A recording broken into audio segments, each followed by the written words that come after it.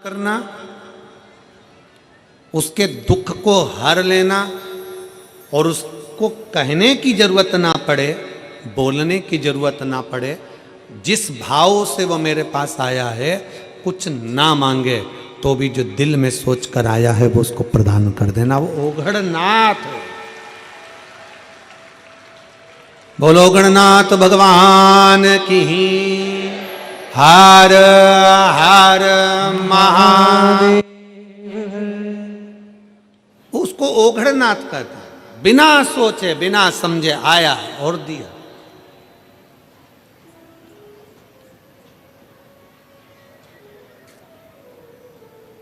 जो मांगा वो उसे प्रदान कर दिया। होता है एक बच्चा अपने पापा से बोला, पापा पापा ओ पापा। पापा जी बोले, क्या बोले? मुझे डीजे दिला दो। पापा बोले, डीजे का साइकिल दिला दो, बजाऊंगा। पापा बोले, तुझे डीजे दिला दी और तू पूरे दुनिया के लोगों को परेशान करके रख देगा, पूरे मोहल्ले को परेशान कर देगा। बेटा बोला, नहीं पापा, मैं रात को बजाऊंगा, जब सब सो जाएंगे तब डीजे बजाऊंगा। वो ओघड़नाथ है। मेरा शंभू, मेरा त्रिकालदर्शी, मेरा शिव, मेरा शंकर सदा देने वाला। पार्वती मैया जानती थी, क्योंकि पार्वती को साधारण नहीं है। पार्वती हमारे यहाँ एक पति की पत्नी को धर्म पत्नी कहते हैं। कभी तुमने सुना धर्म पति? सुना किसी ने? नहीं। पत्नी को कहते हैं धर्म पत्नी। धर्म पत्नी का मतलब क्या है? जो पति को धर्म के पथ के ऊपर लेकर जाए, सतमार्ग में लेकर जाए, कथा में लेकर जाए, सत्संग में लेकर जाए, वो धर्म पत्नी है।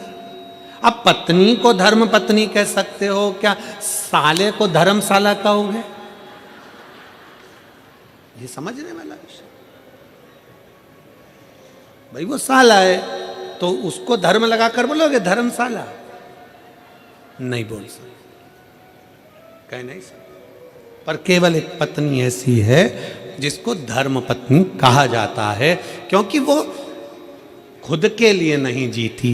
एक माँ, एक स्त्री, एक बहन, एक बेटी, एक नारी, एक बहू, एक सास, जितनी बैठी हैं यहाँ पर मेरी जीजियाँ, जो स्त्रियाँ यहाँ पर बैठी हैं, जो नारियाँ यहाँ बैठी हैं, जो माताएं कथा श्रवण कर रही हैं, इन सब का जीवन देखिए। ये अपने लिए नहीं जीती। अगर व्रत भी करती है तो पति की लंबी उम्र के लिए, बच्चों की उन्नति के लिए करती है।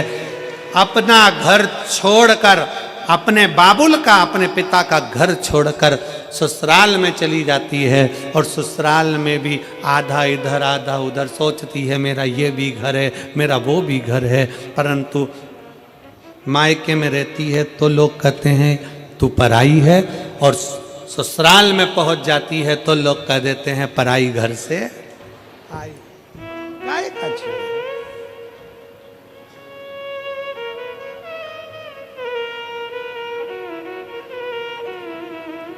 खुद के लिए नहीं जीती, स्वयं के लिए नहीं जीती। वो पूरा जीवन उसने अपने परिवार को दिया है। पूरे परिवार, पूरा जीवन दिया। और परिवार वालों से क्या चाहिए एक स्त्री को, एक नारी को? शंकर भगवान की धर्म पत्नी माता पार्वती जी को शंकर जी से क्या चाहिए था? शिव जी से क्या चाहिए? केवल आदर। क्या चाहिए? सम्मान, आदर। 33 कोटि देवता में कोई देवता ऐसा नहीं जिन्होंने अपनी धर्म पत्नी को इतना आदर दिया हो जितना शंकर भगवान ने पार्वती को दिया है।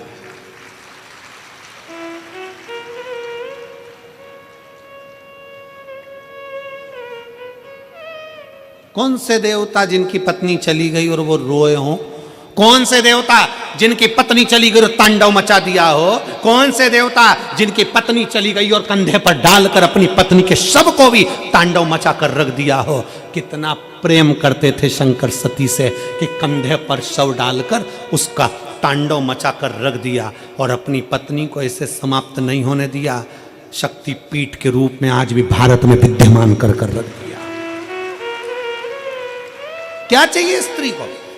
स्त्री तुम्हारे लिए जीती है, काम तुम्हारे लिए करती है, पूरा घर तुम्हारे लिए संभालती है, बच्चों को बड़ा तुम्हारे लिए करती है, परिवार को संजो कर चलती है। एक नारी को चाहिए क्या? केवल एक पुरुष के द्वारा, चाहे पति हो, पिता हो, जेठ हो, देवर हो, बेटा हो, चाहे घर का नाती पंती हो, चाहे जमाई हो, चाहे दामाद हो, एक स्त्री को केवल सम्मान चाहिए, आदर चाहिए, आदर की वाणी चाहिए, सम्मान के शब्द चाहिए, उसे और कुछ नहीं चाहिए। सम्मान। 33 कोटि देवता में देवताओं ने भले अपने पास में अपनी देवियों को बिठाया होगा, अपने पास बिठाया होगा। आप देखिए माता लक्ष्मी भगवान नारायण के पास में है, उनके चरणों में है, ब्रह्माणी जी के पास में है, राम जी के पास में सीता हैं, कृष्ण कन्हैया के पास में राधा जी हैं, सब देवता के पास में सारी देवियां हैं, उनके नजदीक में है। केवल एक शंकर भगवान हैं जो अपनी पत्नी को अपने पास में नहीं अपने से ऊंचे बिठाते हैं, इसलिए शंकर के मंदिर में पार्वती का स्थान ऊंचा होता है। शिव जी से ऊंचा पार्वती का स्थान है। उज्जैन चले जाओ, महाकाल बाबा जमीन पर विराजमान है और पार्वती मैया ऊंचे स्थान पर। सोमनाथ चले जाओ, माता पार्वती ऊंचे स्थान पर बैठी हैं। आप ओमकारेश्वर चले जाओ, माता पार्वती ऊंचे स्थान पर बैठी हैं। शंकर भगवान के मंदिर में पार्वती मैया का स्थान ऊंचा है क्योंकि शंकर भगवान अपनी पार्वती को ऊंचे स्थान पर रखते हैं, आदर देते हैं, सम्मान देते हैं। और जिस घर में नारी का सम्मान होता है उस घर में कभी बरकत की कमी नहीं होती। इसलिए पार्वती मैया को शंकर भगवान ने सम्मान दिया तो उनके घर में रिद्धि भी आई, उनके घर में सिद्धि भी आई और उनके घर में बुद्धि भी आई। अगर जहां नारी का सम्मान होता है वहां रिद्धि सिद्धि बुद्धि तीनों आती है। आज के जमाने में अगर कोई नारी से पूछा जाए क्या चाहिए, केवल सम्मान। अच्छे से तो बोलो जी, प्रेम से तो बोलो। शादी में जा रहे हैं, गाड़ी लेकर बुड़ करते जा रहे हैं, चले जा रहे हैं, खाना खा के बस निकले ही थे और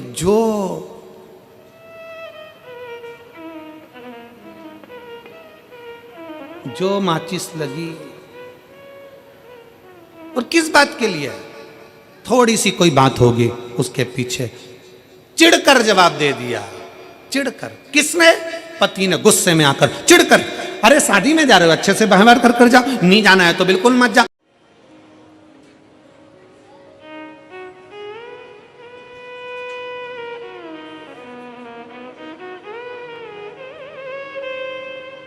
और सबसे पहले जब विष्णु शंकर जी के पास में आया तो पास में नंदी बैठे हुए थे।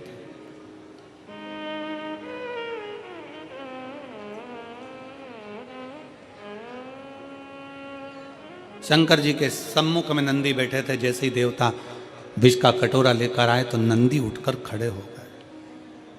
नंदी उठे, खड़े हुए और नंदी ने पूछा ये क्या है, इसमें इस पात्र में क्या है, इस पात्र में है क्या?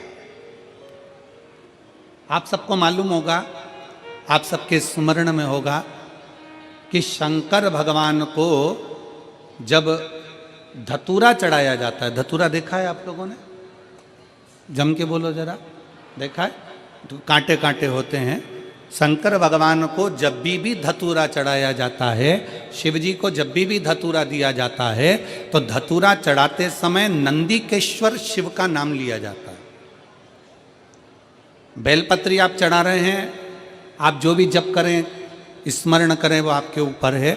आप चावल चढ़ा रहे हैं, वो आपके ऊपर निर्भर है। फूल चढ़ा रहे हैं, वो आपके ऊपर निर्भर है। पर जब हम भगवान शंकर का अभिषेक कर रहे हैं, पूजन कर रहे हैं, शिव मंदिर में जा रहे हैं, आपको कहीं से एक धतूरा मिल गया, कोई कामना है आपकी, धतूरा भी कई बार कामनाओं से चढ़ाया जाता है, तो धतूरा जब हम चढ़ा रहे हैं, शंकर को समर्पित कर रहे हैं, तो नंदीकेश भगवान का नाम लेकर, नंदीकेश्वर शिव का नाम लेकर चढ़ाए, मतलब नंदी की आज्ञा लेकर कि हम ये धतूरा शंकर भगवान को दे रहे हैं। और हमारा विश्वास कहता है कि नंदी हमारी जो दुख है, हमारी जो समस्या है, हमारी जो तकलीफ है, जब मैं धतूरा बाबा को चढ़ाऊंगी, नंदी तेरे से आज्ञा लेकर चढ़ा रही हूं, जिससे ये धतूरा मैं जब शंकर को चढ़ाऊंगी तो नंदी मेरे दुख को मिटाने के लिए तो भोले बाबा को अपनी पीठ पर बिठाकर मेरे दरवाजे तक लेकर आएगा, इसलिए तेरी साक्षी में चढ़ा रही हूं।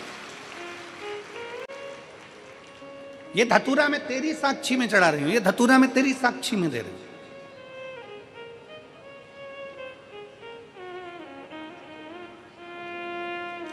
ये मैं तेरे विश्वास पर, तेरे भरोसे पर दे रहे हूं। एक पत्र है,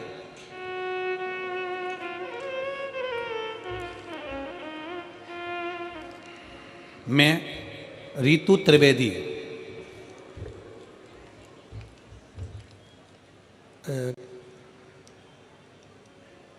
नाम आप लोग पढ़ के बता देना क्या लिखा है, तो हम बोल देंगे, ठीक है। मैं रीतु त्रिवेदी, पत्र में मो चौक अमरोहा, क्या लिखा है, अमरोहा, अमरोहा यही है क्या आसपास में?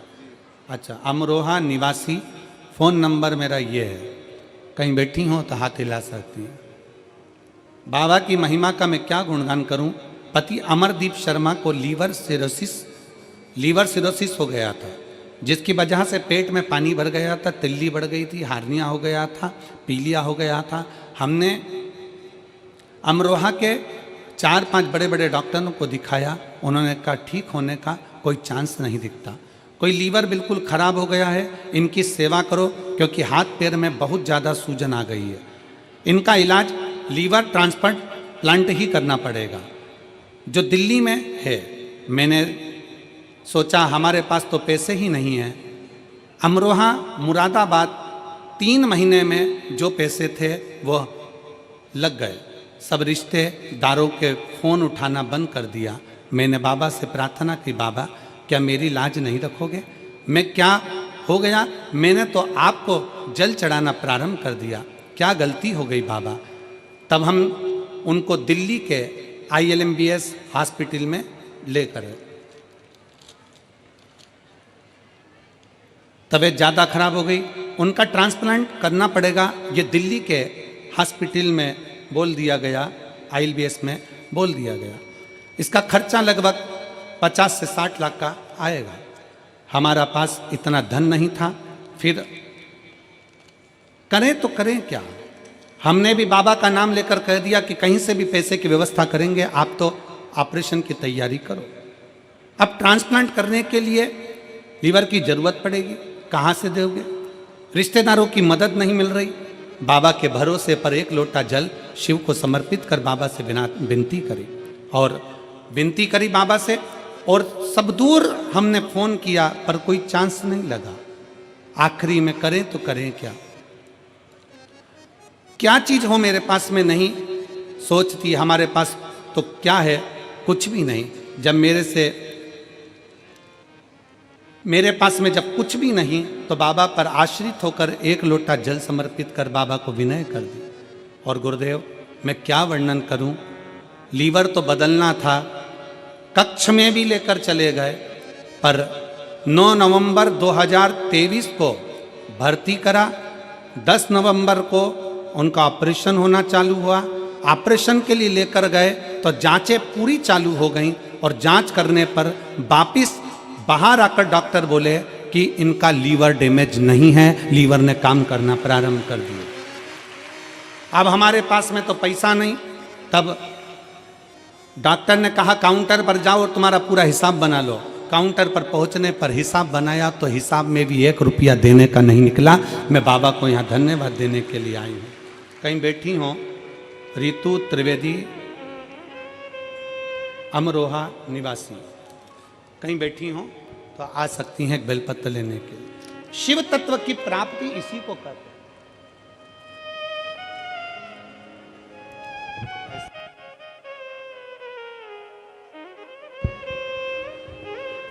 शिव तत्व की प्राप्ति इसी को कहते हैं। भगवान शंकर की उदारता इसी को कहते हैं। शिव जी के पास में, भगवान शंकर के पास में विष का कटोरा पहुंचा है। विष का कटोरा।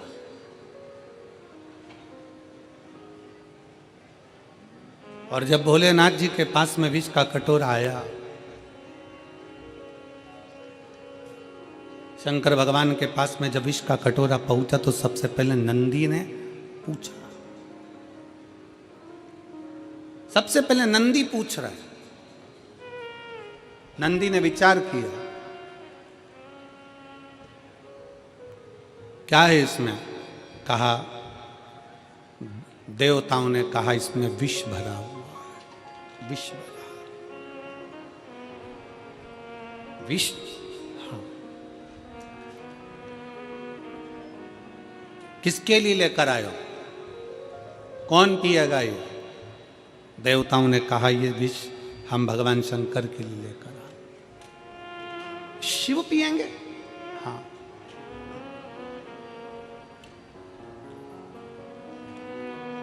नंदी की आंख में से आंसू बहने लगे।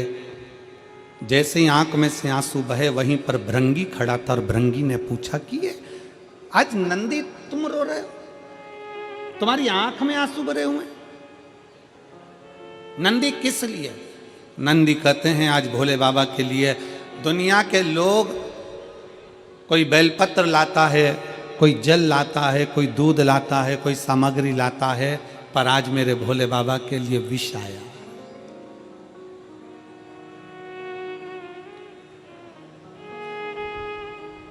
आज मेरे शंकर के लिए विष आया।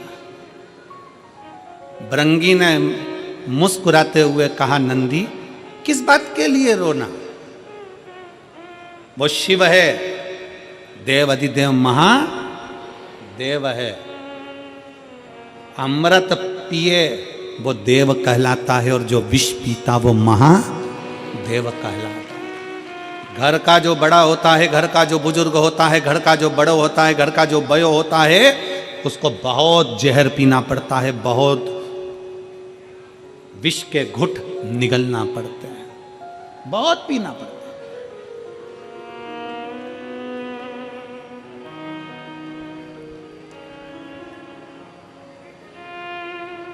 दुख झेलना पड़ता है। घर का बड़ा जो होता है ना, घर का जो बुजुर्ग होता है, मेरा सभी माताओं से निवेदन है, मेरे घर के बुजुर्गों से निवेदन है, मेरे सम्मुख में बैठे हुए माता पिताओं से निवेदन है कि एक बात अपने भीतर उतार लो।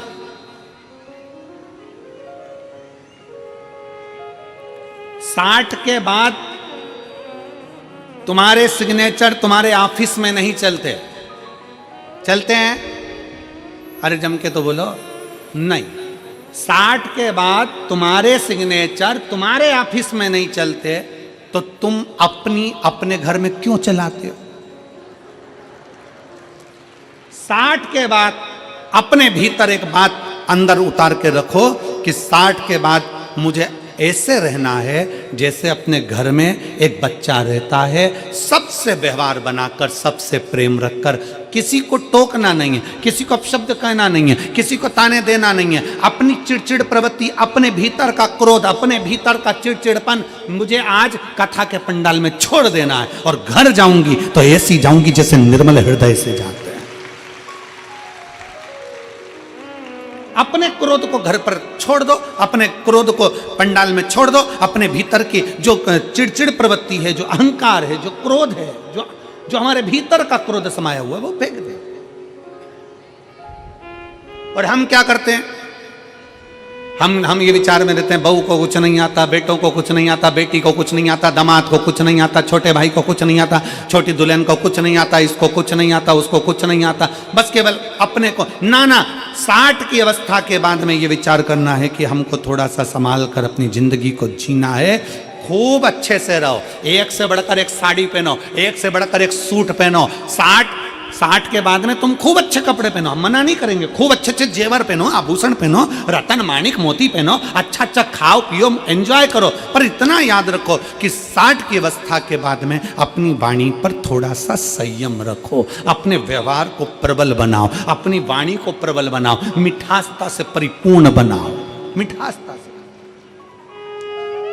आज के जमाने में सबसे बड़ी बीमारी एक ही है, वो है शुगर की बीमारी। कौन सी बीमारी? जम के बोलो जरा, शुगर की बीमारी। पहले के समय में मेरी बुजुर्ग माताएं बैठी हैं यहां पर, जितनी बुजुर्ग माताएं हैं उनसे पूछना कि पहले के समय में शुगर होती थी क्या?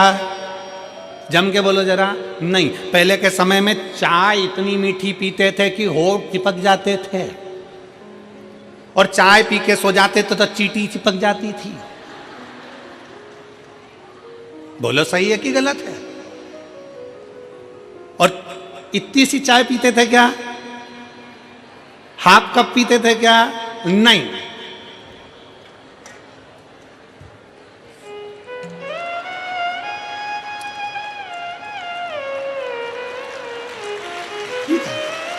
इतनी सी चाय से क्या होगा? तुम सोचो, जरा विचार करो कि इतनी सी चाय पीते थे? नहीं, दूध पिए इतना गिलास भर के, लोटा भर कर, मक्खन खाए ढेर सारा, खूब मीठा मीठा लड्डू पेड़ा, भोजन करे तो मीठा होना जरूरी है, उठे तो मीठा होना जरूरी है, चाय ढेर सारी लोटा भर के पीना, सुबह दोपहर शाम 3 4, और कहीं पे भी चले जाए फिर चाय आन दो, फिर मीठा आन दो, तो ये तो अपने चलता रहता। तो शुगर की बीमारी थी क्या? नहीं। क्यों नहीं थी? क्योंकि पहले शुगर की बीमारी इसलिए नहीं थी कि लोग मीठा खाते थे तो मीठा बोलते थे। आज के ज़माने में लोग मीठा खा तो रहे हैं पर बोल नहीं पा रहे, तो वो शुगर जो है ना वो ब्लड में चली जा रही है, इसके कारण ब्लड में शुगर की बीमारी हो रही है। इसका लेवल बराबर करना है तो मीठा खाओ और मीठा बोलो। मीठा बोलोगे तो शुगर का लेवल बराबर चलता रहेगा, ना हाई ना कम न लो ना हाई। शुगर के लेवल को बराबर रखना है तो मीठा खाओ, मना नहीं है, पर जीवान से मीठा निकालते रहो, इतना मीठा निकालो। फिर वही वाली बात आ गई, प्रेम से वो सब मिलबो, मैं नहीं सुनिया पहाड़ों वाली माँ वैष्णव रानी, वो जग कल्याणी। तो अब यही मिठास अपने परिवार में भी हमको देना है, बहुत मीठा बोलकर, इतना मीठा बोलकर, जब बोलो तुम्हारे मुख से ऐसा लगना चाहिए कि मिठास जो तुमने खाई है खीर, जो तुमने खाया तिल्ली का लड्डू, जो तुमने खाया है मैसूर पाक, जो तुमने खाया है काजू कतली, वो तुम्हारी जिह्वा से झलकना चाहिए कि मैंने इतना मीठा बोला। मिठास बोलो तो सही, एक बार प्रेम से बोलकर देखना, ए जी, और पक्का इतना प्रेम से बोलोगी तो वो खसक लो जी, वरना 500 गया जी। मिठास परिपूर्ण होना चाहिए, मिठास परिपूर्ण।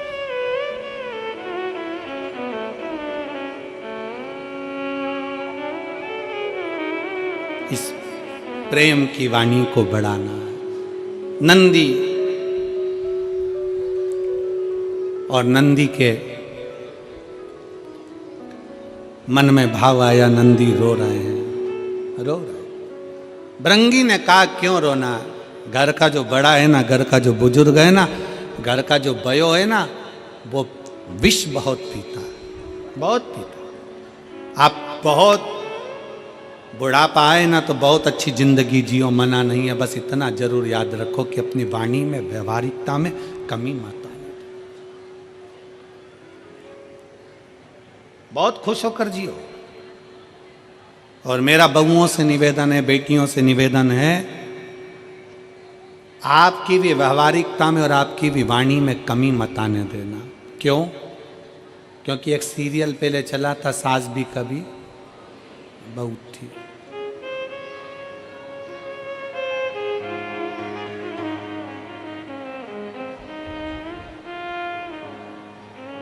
उसका एक लाइन बड़ी सुंदर थी, आप लोगों ने श्रवण करी होगी। उस सीरियल की एक लाइन हमेशा गुनगुनाने में आती थी, आप लोगों ने स्मरण करा होगा। क्या तूने पाया है, क्या तूने खोया है, क्या तेरा लाभ है, क्या हानि, क्योंकि यहीं से बैकुंठ को जाना है। शिव शंकर एक ठिकाना है, कर ले भोले का भजन, क्योंकि यहीं से बैकुंठ को जाना है। शिव शंकर एक ठिकाना है, अंतिम बिंदु है आत्मा शंकर की शरणागत। बच्चा हो ना, उसको भी मीठा बोलना सिखाओ। बड़ा हो तो वो भी मीठा बोलना सीखे, बुजुर्ग हो वो भी मीठा बोलना सीखे।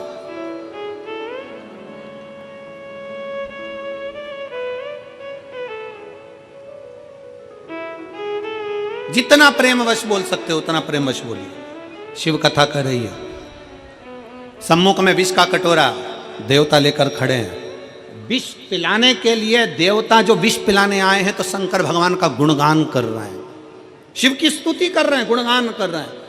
शंकर भगवान तो ऐसे हैं, शंकर भगवान तो वैसे हैं, शंकर भगवान तो ये कर दें, शंकर भगवान तो वो कर दे। सारे देवता 33 कोटि देवता शंकर भगवान का गुणगान कर रहे हैं, क्योंकि शंकर जी विष पीने के लिए कटोरा सामने।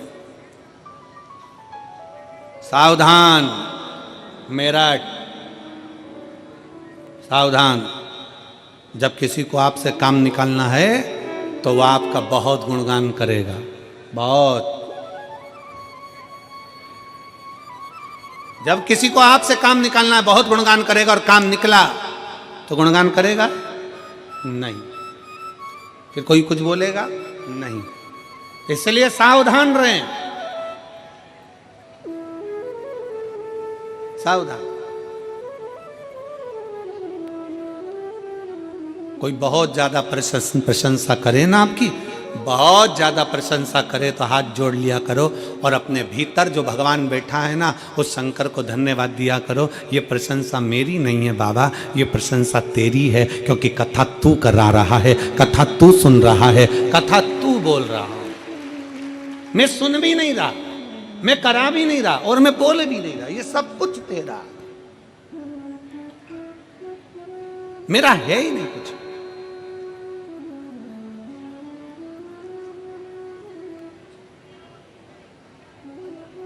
शिव जी की प्रशंसा हो रही थी, बहुत प्रशंसा, बहुत प्रशंसा। भगवान शंकर नेत्र बंद करके बैठे हुए थे, मां पार्वती मैया का आगमन हुआ। माता पार्वती जी का आगमन हुआ और देखा कि देवता बड़ा मीठा बोल रहे हैं, बड़ा मीठा, और बोलो मीठा। मीठा बोलने के लिए तो हमारा शास्त्र भी कहता है कि जितना बन सकता है उतना मीठा बोलिए, जितना प्रेम से बोल सकते हो उतना प्रेम से बोलिए, हमारा शास्त्र भी वर्णन करता है। और मनुष्य का शरीर मिला ही काय के लिए है कि अच्छा खाओ और अच्छा, जम के बोलो जरा, अच्छा खाओ और अच्छा बोलो।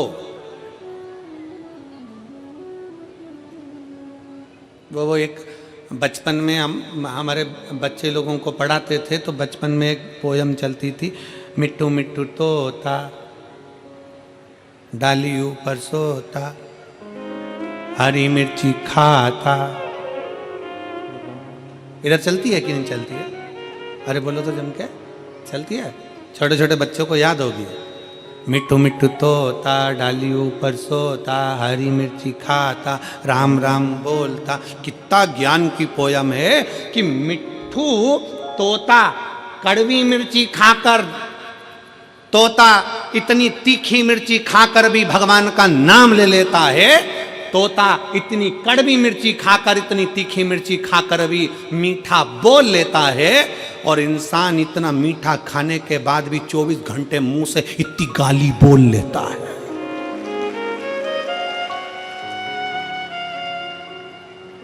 और गाली की भी कैपेसिटी हो, नई नई वेराइटियों की, नई नई डिजाइन की।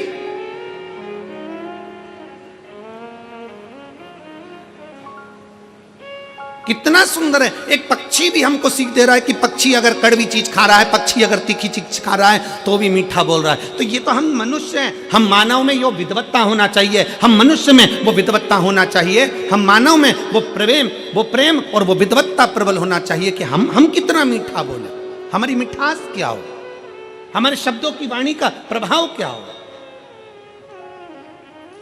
हम मीठी वाणी कैसे बोल सकते हैं, हमारे भीतर के शब्द कैसे होना चाहिए। अपनी शब्दों की मिठासता का स्मरण रखें। शंकर भगवान के सम्मुख में एक कटोरा विष का आ गया, विष का कटोरा। शिव जी के सम्मुख में एक विष का कटोरा आया और शंकर भगवान की साक्षी में जब विष का कटोरा आया, सम्मुख में जब विष का कटोरा पहुंचा, शंकर भगवान प्रसन्न थे, पर मां जगत जननी जगदम्बा दुर्गा भवानी की आंखों में जल था। मां जगत जननी के नेत्रों में जल भरा हुआ था, मां जगदम्बा के नेत्रों में जल भरा हुआ था, मां की आंखों में जल था। और माता की आंख में जब जल भरा हुआ था, नेत्रों में जब जल भरा हुआ था, फिर पूछा नंदी ने, मां, नंदी पूछ रहा है, ए मां,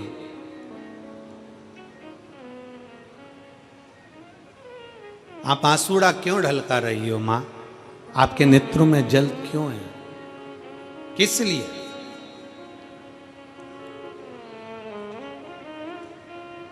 आप क्यों रो रही हो मां? पार्वती जी कहती हैं कि शंकर भोले हैं, मैं अपने पति को जानती हूं, उनका एक नाम भव है, भव। शिव जी का एक नाम भव है, और भव का मतलब है कि दुनिया में किसी को दुखी नहीं देख सकते वो। अगर आप तकलीफ में हो और शंकर को पुकार रहे हो, शंकर को एक लोटा जल चढ़ा रहे हो, तो शंकर भगवान को आना ही पड़ेगा, कोई उनको रोक नहीं सकता, शिव आते ही हैं। एक पत्र है,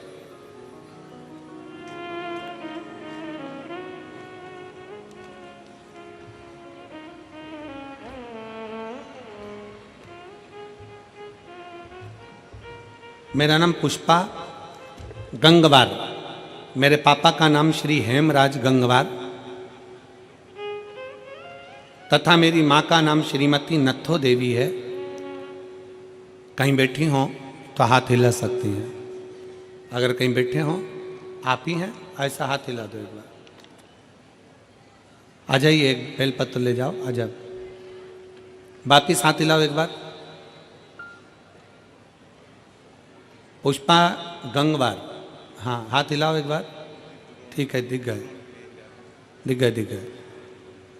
आ जाइए, एक बेलपत्र ले जाओ। मैं पुष्पा गंगवार, मेरे पापा का नाम श्री हेमराज गंगवार, मेरी माँ का नाम श्रीमती नथो देवी। गुरुदेव, मेरे पापा जी को ब्लड कैंसर था, जिसकी वजह से मेरा पूरा परिवार परेशान था। पत्र को आप लोग एलईडी पर पढ़ सकते हैं। मेरा पूरा परिवार परेशान था उसी समय। गुरुदेव, मैं और मेरी पति आस्था चैनल पर शिव महापुराण की कथा आपकी सुनते थे, तो मुझे लगा कि मैं अपनी मम्मी से शिव पुराण सुनने के लिए कहूँगी। लेकिन उसी समय कुछ दिनों बाद मैं अपनी माँ को लेकर काशी को गई और वहाँ पर बाबा के दर्शन किए और वहाँ पर बाबा से विनती करी। आपकी कथा में मैंने धन्वंतरी कुएं का वर्णन सुना था, तो वो धन्वंतरी कुएं का मैं जल भी लेकर, और धन्वंतरी कुएं का वर्णन मैंने आपकी कथा में सुना, तो वहां लेकर गई, धन्वंतरी कुएं का जल भी लेकर आई और वो मैंने अपने पिताजी को दिया। प्रतिदिन भगवान शंकर का नाम लेकर श्री शिवाय नमस्तुभ्यम बोलकर भगवान शंकर का जल अपने पिता को देने लगे। गुरुदेव, 1 महीना के बाद मेरी माँ सीहोर पहुंची और रुद्राक्ष लेकर आई और उसका जल पिताजी को लगातार 2 महीने पिलाया। फिर बाद में डॉक्टर के यहाँ लेकर गई तो डॉक्टर ने उन्हें अब बिल्कुल सही बताया है। आज मेरे पिताजी गुरुदेव बाबा की कृपा से पूर्ण रूप से ठीक हो चुके हैं। आज उनकी एक भी दवा नहीं चल रही है। ये शिव की उदार, शिव महापुराण की कथा कहती है, भगवान शंकर का चरित्र कहता है, शिव तत्व कहता है कि आपका विश्वास। शंकर भगवान के मंदिर में आप जा रहे हैं, शिव को एक लोटा जल चढ़ा रहे हैं, शंकर की स्तुति कर रहे हैं, श्री शिवाय नमस्तुभ्यम बोल रहे हैं, शंकर का पंचाक्षर मंत्र नमः शिवाय बोल रहे हैं, शंकर का षडाक्षर मंत्र ओम नमः शिवाय बोल रहे हैं, त्र्यंबक मंत्र का जाप कर रहे हैं, राम नाम, कृष्ण नाम, शिव नाम, भवानी नाम, जो तुम जप रहे हो उसमें तुम्हारा विश्वास मूल होना चाहिए।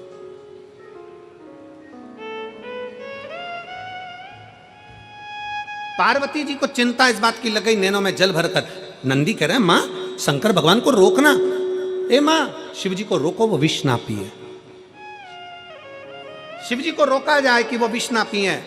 पार्वती जी कहती हैं, मैं जानती हूं मेरे प्रभु का नाम भव है, और भव साधारण नहीं, सबको सुखी देखने वाले, सबका दर्द खुद लेने वाले, सबका दुख स्वयं अपने ऊपर लेने वाले, सबकी तकलीफ, सबके रोग, सबकी बीमारी अपने ऊपर ले लेते हैं और उसको भव से तार देते हैं। ऐसे मेरे महादेव हैं। मैं जानती हूं, मैं जानती हूं, मैं पहचानती हूं, मैं इसका स्मरण जानती हूं कि वो साधारण नहीं हो सकते।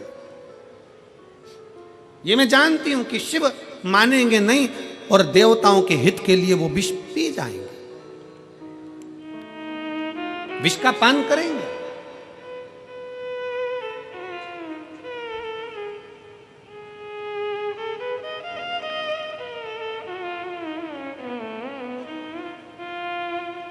मेरी जीजियों, मेरे जीजाओं, मेरी माताओं, मेरे भाई बेटियों बेटाओं, आप लोग कथा में आए हो ना,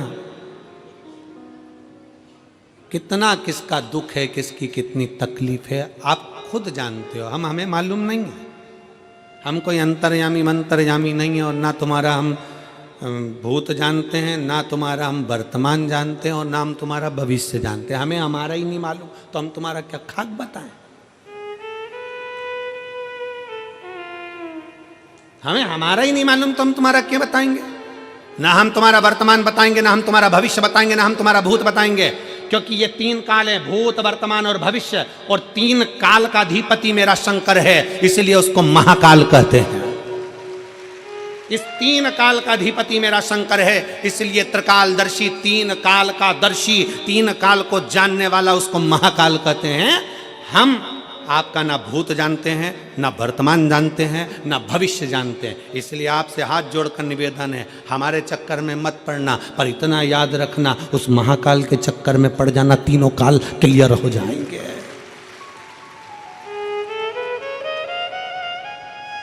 तीनों काल क्लियर। भूत गया वो जाने दो, जो वर्तमान है उस वर्तमान को श्रेष्ठ बना सकता है मेरा महाकाल राजा, आपके भविष्य को सुधार सकता है मेरा महाकाल राजा, और आपके जीवन में खुशियां ला सकता है। त्रिकालदर्शी, तीन काल का दर्शी, तीन काल को देखने वाला, तीनों काल को साधने वाला, तीनों कालों के संयमित रखने वाला केवल एक है, और वो कालाधिपति वो शंकर, वो औघड़दानी, वो त्रिकालदर्शी, वो कैलाशी, वो अविनाशी, वो शिव है, वो शंकर। आजा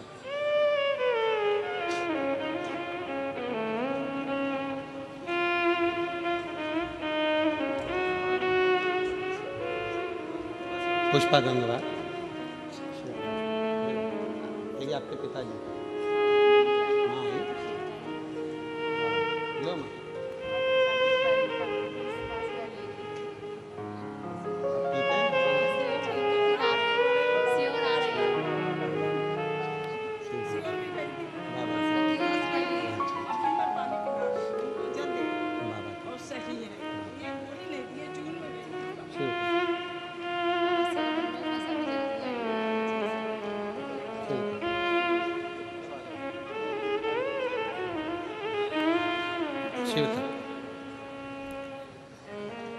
दीदी कह रही हैं जब से सीहोर से आई हूँ, रुद्राक्ष का जल दे रही हूँ, डॉक्टर ने भी गोलियां देना बंद कर दिया और कह दिया बिल्कुल आराम है, एक भी गोली की जरूरत नहीं है, कैंसर से मुक्त है।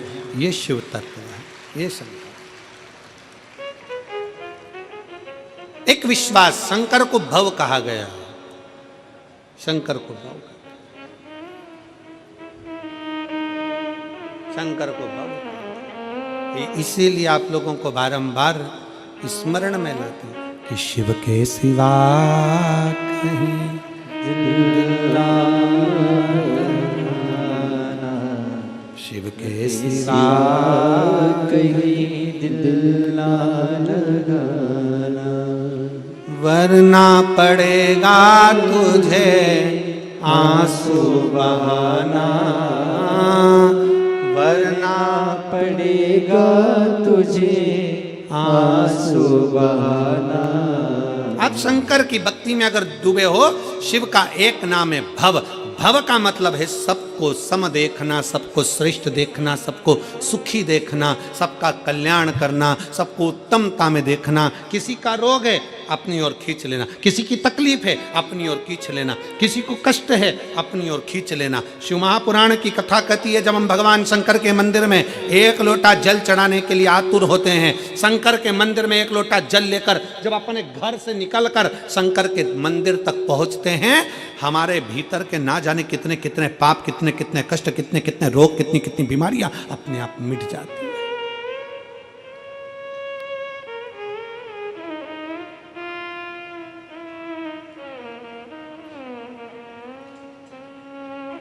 कितना सुंदर एक प्रसंग आता है।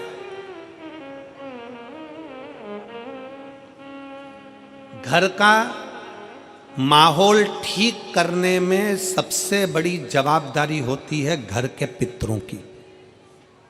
किनकी? जम के बोलो जरा। पितरों की। पितर कौन? जो प्राण छोड़कर चले गए, जो गए। घर के माहौल को ठीक करने में सबसे बड़ी जवाबदारी होती है पितरों की।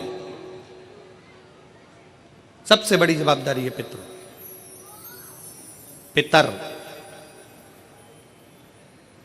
जब 16 दिन श्राद्ध में पृथ्वी पर आते हैं, उनको आर्य मां स्वामी, पितरों के देव आर्य मां स्वामी जब पितरों को कौए पर बिठा कर लेकर आते हैं और उनको इस भूमंडल पर पितृलोक में से लाकर इस पृथ्वी पर छोड़ते हैं, आपके और हमारे सबके घर के पितर अपने अपने घर में दरवाजे पर खड़े होकर भाग ग्रहण करते हैं।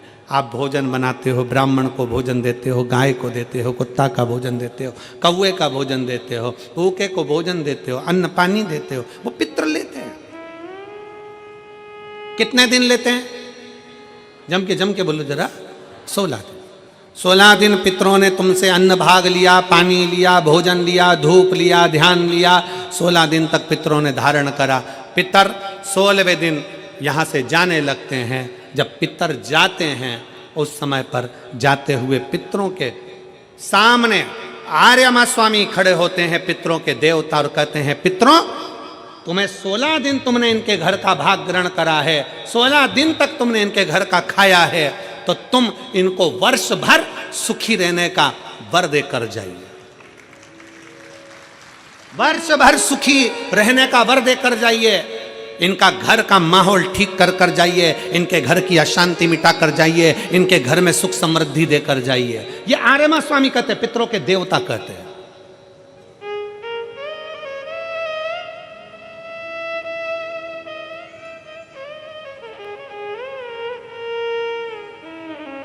तब पितर कहते हैं कि हम इनको वर्ष भर का इतना सारा फल नहीं दे पाएंगे, पर एक बात जरूर है, एक बात जरूर है। पितर कहते हैं, अगर शंकर साक्षी दे तो हम इनको वर्ष भर का फल देकर जाएंगे। शिव साक्षी दे, शंकर साक्षी दे। इसलिए शिव महापुराण में लिखा है, मंगलवार का व्रत कर लो, शुक्रवार का व्रत कर लो, गुरुवार का व्रत कर लो, बुधवार का व्रत कर लो, चतुर्थी का व्रत कर लो, सारे व्रत दुनिया के जितने व्रत होते हैं, तीज, चतुर्थी, छठ, जितने व्रत करना है कर लो। सारे व्रत का फल देवता कब देते हैं? अगर देवी का व्रत करोगे तो भी शंकर के बिना वो फल आपको नहीं मिल सकता। बृहस्पतिवार का व्रत करोगे तो भी शिव के बिना नहीं मिल सकता। शुक्रवार का व्रत करोगे तो भी शंकर के बिना नहीं मिल सकता। सारे व्रत का फल कब मिलता है? किसी भी देवता का व्रत करो पर फल कब मिलेगा? जब शंकर भगवान की आज्ञा होगी, क्योंकि मृत्यु लोक का देव अधिदेव महादेव है। ब्रह्मा जी ब्रह्मलोक में, भगवान विष्णु वैकुंठ लोक में, इंद्र इंद्रलोक में, गरुण गरुण लोक में, वरुण वरुण लोक में, मृत्यु लोक का देव है देव अधिदेव महादेव। अगर किसी देवता का भी व्रत करोगे फल पहले शंकर जी से पूछा जाएगा, तब दिया जाएगा। शिव की आज्ञा बिना कोई फल भी नहीं मिलता। पितरों ने कहा अगर शंकर हाजिरी दे, शंकर अगर कहें तो हम दे दें। आर्यमा स्वामी पितरों को लेकर शिव जी के पास पहुंच गए। पूरा पितरलोक खाली पड़ा हुआ था, पूरा पितरलोक खाली। बाबा के धाम कैलाश में पितर खड़े हुए हाथ जोड़कर विनय कर रहे हैं। शिव जी ने पूछा आर्यमा स्वामी से, आर्यमा आज सारे के सारे पितरों को लेकर तुम यहां आए हो, क्या बात है, क्यों आए हो? आर्यमा का कहना है बाबा पितर अपने अपने घर के माहौल को सुधारना चाहते हैं, शांति देना चाहते हैं, लक्ष्मी देना चाहते हैं, समृद्धि देना चाहते हैं, वैभव देना चाहते हैं, वंश की वृद्धि करना चाहते हैं, पर आपके बिना ये संभव नहीं हो सकता। पितर क्या चाहते हैं? बाबा अगर हमारे पूर्वज, पितर कहते हैं अगर हमारे घर के लोग, परिवार के लोग अगर आपके शिवलिंग के ऊपर एक लोटा जल अगर चढ़ाएं तो उस जल का एक अंश हम पितरों को मिले, और जब हम पितरों को मिले तो उस दिन हम हमारे वंश के लोगों का घर का कल्याण कर देवें, बस इतना वर चाहते।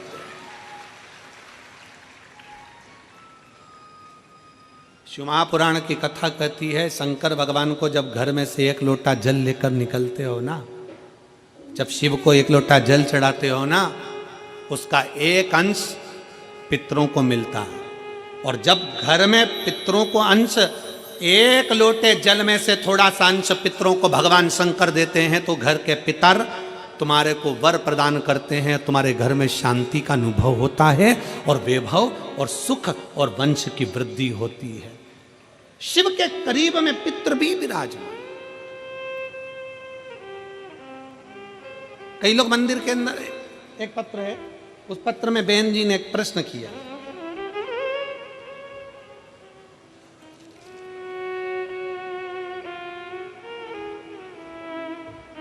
मैं संदीप जी गोयल जी को और आशीष जी बंसल जी को धन्यवाद देती हूँ। बहन जी लिख रही हैं कुसुम राजमाला पत्नी कमल राजपाल बी ब्लॉक शास्त्री नगर मेरठ की रहने वाली है।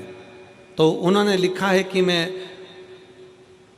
संदीप जी गोयल जी को, आशीष जी बंसल जी को दिल से धन्यवाद देती हूँ जिन्होंने इस मेरठ की धरा पर शिव महापुराण की कथा का आयोजन करवाया। गुरु जी मेरा एक प्रश्न है, हम पंडाल में बैठे हुए हैं, धन्यवाद, कहीं बैठी हो तो हाथ हिलाना। कुसुम राजपाल पत्नी कमल राजपाल बी ब्लॉक शास्त्री नगर मेरठ की रहने वाली है, मोबाइल नंबर ये है, कहीं बैठी हो तो हाथ, आप ही हैं श्री शिवानी, आ जाओ एक बेलपत्र ले जाओ, जाइए। मेरा एक प्रश्न है गुरु जी, कथा के पंडाल में बैठकर कथा सुन रहे हैं, आपसे एक प्रश्न कर रहे हैं, कोई गलती हो तो क्षमा करिएगा।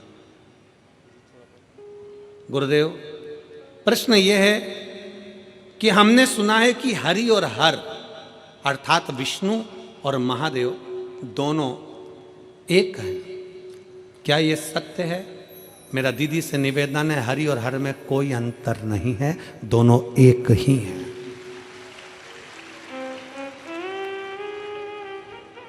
दोनों एक हैं। गुरु जी क्या मैं हरि के लिए तुलसी की माला और हर के लिए रुद्राक्ष की माला पहन सकती हूँ? शिव महापुराण की कथा में हमने बहन पहले भी वर्णन किया कि तुलसी और रुद्राक्ष दोनों आप अपने गले में धारण कर सकते हो। शंकर हरि हर का रूप है, वो कृपा बरसाता ही है। कोई अगर आपसे कह दे कि रुद्राक्ष पहनने वाला तुलसी नहीं पहन सकता, कोई आपसे कह दे कि तुलसी पहनने वाला रुद्राक्ष नहीं पहन सकता, समझ लेना केवल आपको पागल बना रहा है। हमारा शास्त्र कहता है, हमारा शास्त्र वर्णन करता है, अगर शास्त्र का अध्ययन करें, शिव महापुराण पढ़ें, स्कंद पुराण पढ़ें, लिंग पुराण पढ़ें, नर्मदा पुराण पढ़ें, कुर्म पुराण पढ़ें, विष्णु पुराण पढ़ें, अग्नि पुराण पढ़ें, पद्म पुराण पढ़ें, ब्रह्म वैवर्त पुराण पढ़ें, नारद पुराण पढ़ें, देवी भागवत पढ़ें, एक एक पुराण में आपको उसका वर्णन मिलेगा कि हम भगवान की, नारायण की तुलसी भी अपने गले में धारण कर सकते हैं और भगवान शंकर का रुद्राक्ष भी हम अपने गले में धारण कर सकते हैं। दोनों कृतार्थ कर देते हैं, दोनों कृतार्थ। डबल इंजन की सरकार।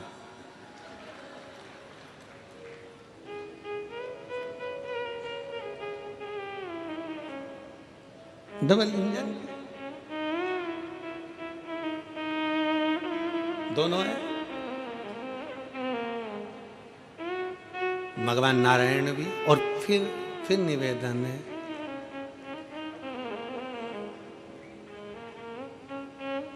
राम भी हमारे हैं, श्याम भी हमारे हैं, और काशी में रहने वाले भोलेनाथ भी हमारे हैं।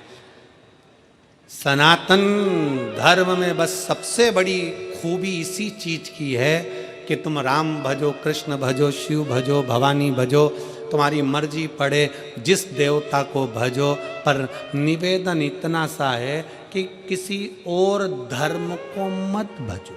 कहीं इधर उधर कहीं जाकर ना हमें अपमान करना है, किसी धर्म का हमें अपमान भी नहीं करना, किसी धर्म के हम लिए अपशब्द भी नहीं कहना है। हमारे धर्म का, हमारे सनातन के, हमारे देवताओं का आदर करो। घर की रोटी खाओ, जूठन खाने के लिए काय को कहीं पर जाओ। अपना घर का भोजन करो। अपने सनातन धर्म में 33 कोटि देवता हैं। कितने? जम के बोलो जरा। 33 कोटि देवता हैं। बफेट लगा हुआ है, बफेट। जो तुम्हारी रुचि का हो उसको ग्रहण कर लो, जो तुम्हें अच्छा लगे। राम, कृष्ण, शिव, भवानी, दुर्गा आदि कादिक देवताओं का जो भजन आ जाए, जो भजन आपसे बन जाए वो स्वीकार करो। इसलिए शिव कथा कहती है महाराज, शिव के सिवा कहीं दिल ना लगाना, शिव के सिवा कहीं दिल ना।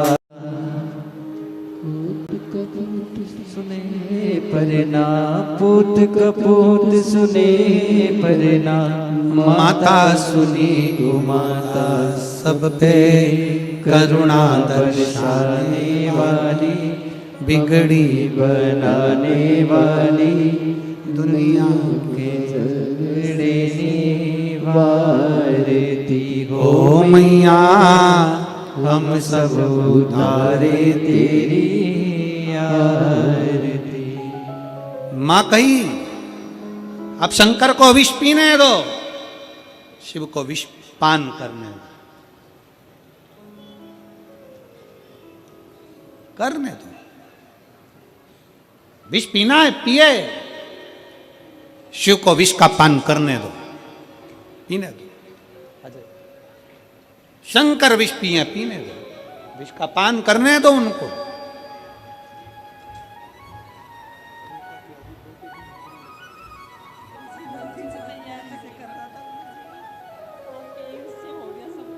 आपका डमरू बहुत बड़ा आया हो। तभी आया, 5 दिन से पत्र दे रहे, बड़ा डमरू दिया तो बहुत बोल दिया आपने। और वो भी पढ़ दो, सो हमने सब कुछ करा, शिवरात्रि और धनतेरस की पूजा। हमारे जीजा जी वो कैंसर से ठीक हुए, इसके साथ में पत्र दिया। मैं देखूंगा, ये रखो जी, देखूंगा, पढ़ूंगा। पढ़ो जी, पढ़ दो। लड़की बाहर खड़ी, उसे भी भेज रहे गुरुजी, गुरुजी भेज रहे हैं इसको। मैं बुलाऊंगा इसको, अभी भेज रहे गुरुजी, वो बाहर ही है। पढ़ूंगा, पढ़ूंगा। शंभु शंभु अभी आशीर्वाद। शंभु शंभु। शिव तत्व हो। पार्वती जी कह रही हैं पीने दो, भगवान शंकर को विष पीने दो।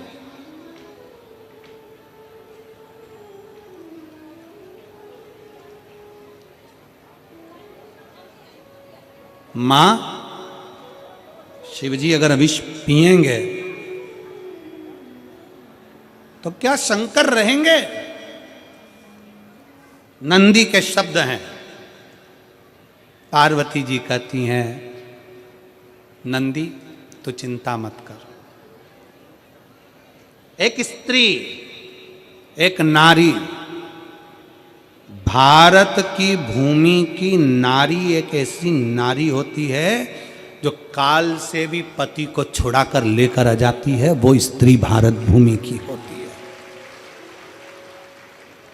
एक प्रसंग आता है, एक संत विदेश घूमने गए और विदेश में एक संत जब घूमने गए तो एक स्त्री एक कब्र के पास में बैठकर ऐसे पंखा कर रही थी।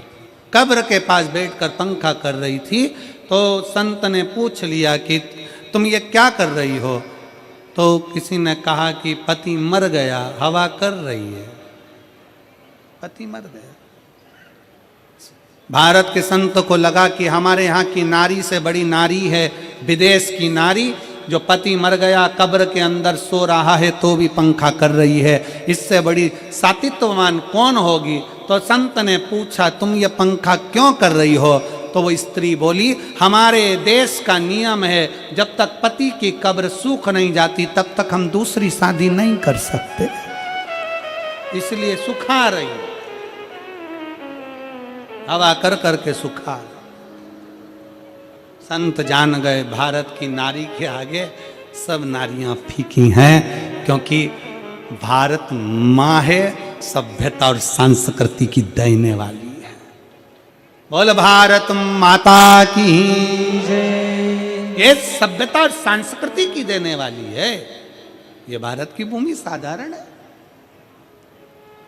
हर चंदन है इस देश की माटी, तपोभूमि हर ग्राम है, हर बाला देवी की प्रतिमा बच्चा बच्चा राम है।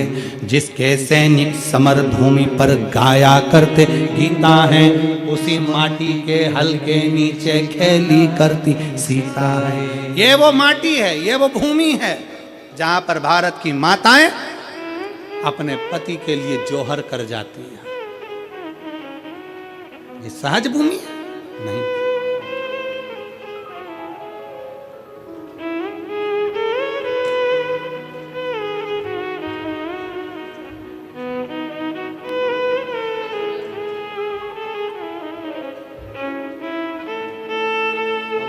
बेटा अच्छा हो गया ना, बस बेटा अच्छा हो गया, यही बाबा से रोते नहीं, अब खुश होकर जाओ एक बेटे को देना, ठीक है? रो नहीं, आंसू पोछो, रोते नहीं। अब तो बेटा ठीक हो गया ना तुम्हारा, कितना बढ़िया हो गया। अभी देखो इतना अच्छा फोटो लगाया तुमने, बढ़िया हो गया। जाओ शिव के पास आंसू पोछ के जाओ, रोते नहीं, खुश जाओ।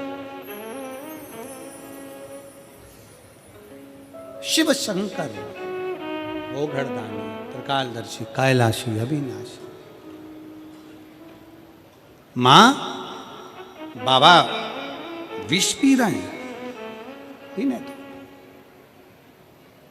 मां आप कुछ करोगी नहीं? नंदी पूछ रहे माता पार्वती जी से, आप कुछ करोगी नहीं?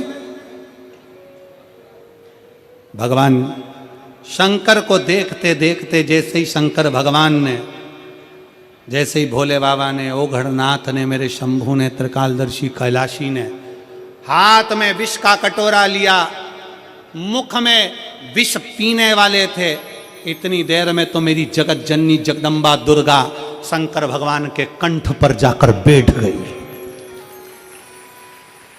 माध्य शक्ति भवानी मां दुर्गा शिव के कंठ पर जाकर, शंकर के कंठ पर जाकर जब बैठी, शिव के कंठ पर जब मां भवानी विराजमान हो गई, विष हलाहल बाबा देवाधिदेव महादेव पीने लगे, हलाहल विष।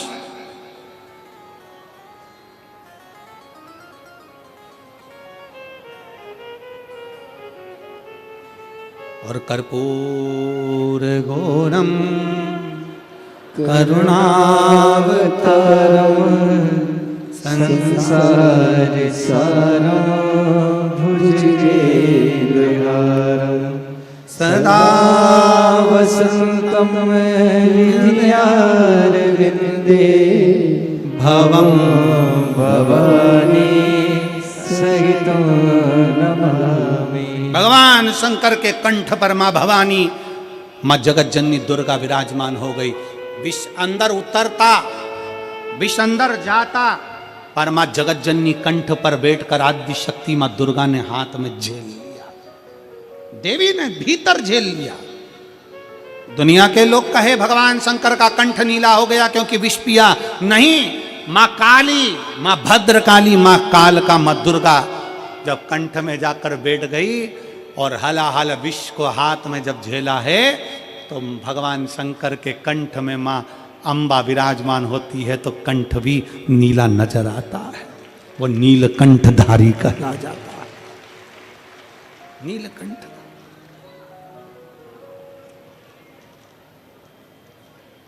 स्वयं शिव विराजे हैं, स्वयं शंकर, भोगड़दानी शिव विराजमान। कंठ में माता पार्वती जी विराजमान हो गए। हलाहल भी अंदर पहुंचे नहीं, गले में कंठ पर झेल लिया, कंठ पर झेला है मां, कंठ में जाकर विराजमान होकर हलाहल विष को झेल रही हैं, कंठ के अंदर विराजमान होकर झेल रही हैं।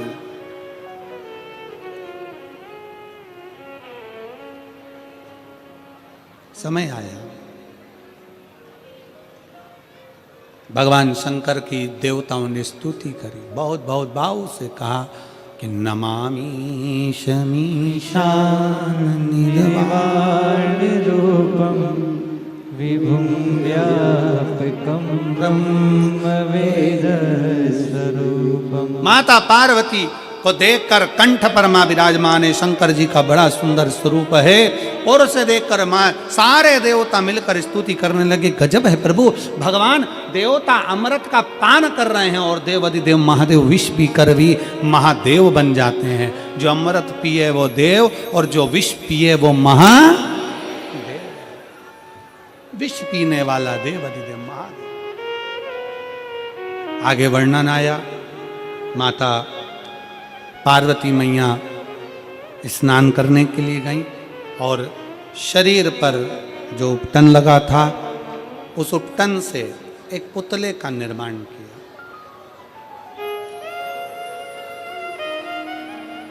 उपटन से एक पुतले का निर्माण करते हैं, उस पुतले का निर्माण कर कर उस पुतले में सखियों के कहने पर माता पार्वती जी ने प्राण दे दिए। उसका नाम विनायक हुआ। दरवाजे पर उसको रोका गया। माँ अंदर स्नान कर रही है, किसी को भीतर प्रवेश ना दिया जाए, विनायक से कहा गया। ठीक है माँ। और भगवान विनायक दरवाजे पर बैठ गए। भगवान शंकर का आगमन हुआ। जैसे ही शिव जी का आगमन हुआ, आगमन होते से ही विनायक ने उनको रोक दिया। ए बाबा, कहाँ जा रहे हो? रोका। शंकर भगवान को क्रोध आया, उन्होंने त्रिशूल निकालकर विनायक का सिर काट दिया। विनायक का जब सिर कटा, पार्वती माँ के गोद में जाकर गिरा। पार्वती मैया को क्रोध आया, मैं ब्रह्मांड को तोड़ दूंगी बाबा, मेरा पुत्र जीवित होना चाहिए। गणों को आज्ञा दे दी है। और चकित भय सुन के कैलाशी, करूं जीवित में अविनाशी। गणों से यूं बोले वाणी, शीघ्र ही लाओ कोई प्राणी, जिसे भी पैदा तुम पाओ, मनुष्य या पशु हो ले आओ। शीघ्र बन जाए शीश गज लाए, दिया जुड़वाए। गए गण हाथी का शीश लेकर आ गए, शंकर जी के हाथ में दिया। बाबा भोलेनाथ ने, मेरे शिव जी ने विनायक के धड़ पर हाथी का शीश लगा दिया। देवताओं ने स्तुति करी है, चारों तरफ आनंद समाहित हो गया। बोल गणेश जी महाराज की जय, बोल गणेश जी महाराज की जय। भगवान श्री गणेश जी पधार रहे हैं, जोरदार ताली बजाकर स्वागत। भगवान शंकर पार्वती और गणेश जी का। आज चतुर्थ दिवस की कथा यहाँ विराम ले रही है। कल 5वें दिवस में प्रवेश करेंगे, बड़े भाव से कथा का रसतत्व ग्रहण करेंगे। 3 दिन की कथा और है, दिल से श्रवण करें और अपने जीवन को सार्थक बनाएं। हार हार महादेव। 24 तारीख से 30 तारीख तक रायपुर छत्तीसगढ़ में शिव महापुराण की कथा का लाभ आप और हम सब लेंगे, रायपुर की पवित्र भूमि से। और रायपुर में पुराना धमतरी रोड सेज बाहर रायपुर, दोपहर में 2 बजे से 5 बजे तक कथा का समय रहेगा रायपुर की।